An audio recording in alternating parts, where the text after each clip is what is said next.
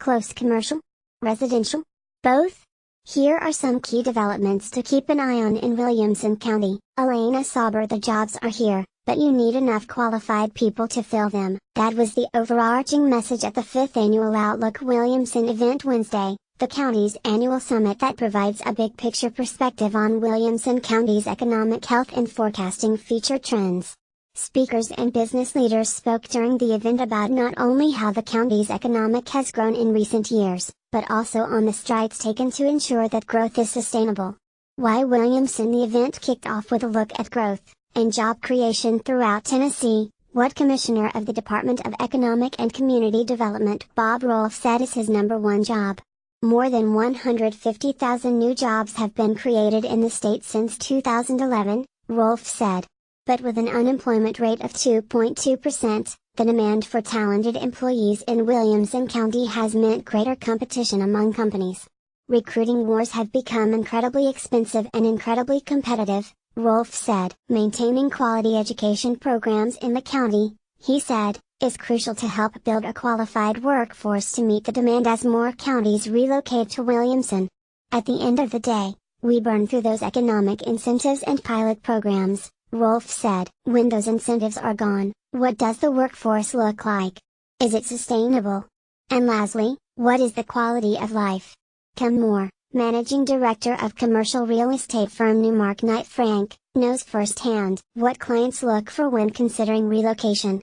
Quality education systems are crucial for sustained economic development, Moore said.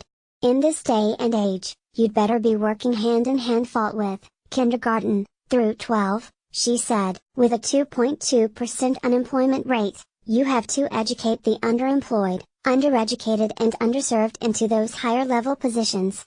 More, here are the key takeaways from Williamson Incorporated's 2018 Trends Report. A panel of elected officials and business leaders shared their perspectives on what sets Williamson County apart, and areas on where it could improve. The upcoming transit referendum in Nashville, transportation was a key component to the discussion.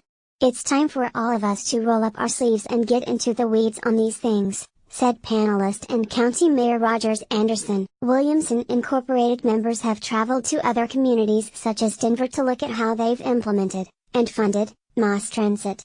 Private-public partnerships were crucial for Denver. They took it to a new level, Spring Hill Mayor Rick Graham said. Transit in Williamson County still raises a lot of questions in a mostly suburban county where the vast majority of people rely on their vehicles. Brentwood Mayor Jill Bergen, who also sat on the panel, said it's time for Brentwood to understand we're part of the region. In 2014, the 91X Franklin/Brentwood Express route bus service for Nashville-bound commuters got rid of its Brentwood stop because a majority of city commissioners declined to contribute funding for it, arguing that not enough local residents were using the stop. Brentwood does not have the greatest track record for participating in public transit programs, Bergen said. People have an idea of what they think Brentwood should be. The thing is, I think that's changing. It can't be a community of cul-de-sac neighborhoods.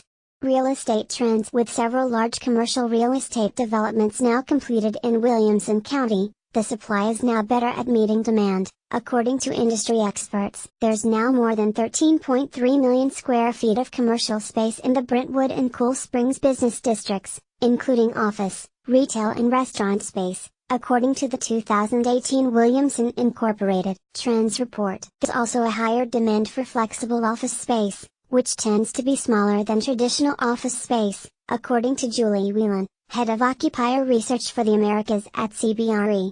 In terms of residential real estate, there's going to be a continued need for workforce housing in the $250,000 to $350,000 range. That's one of your problems, is workforce housing, said Axon West, principal at Southeast Venture.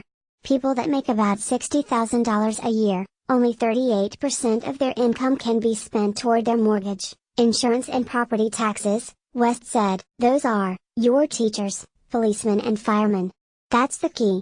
Reach Elena Sauber at esauber@tennessean.com, 615-571-1172 or follow at Elena Sauber on Twitter. Read or share this story.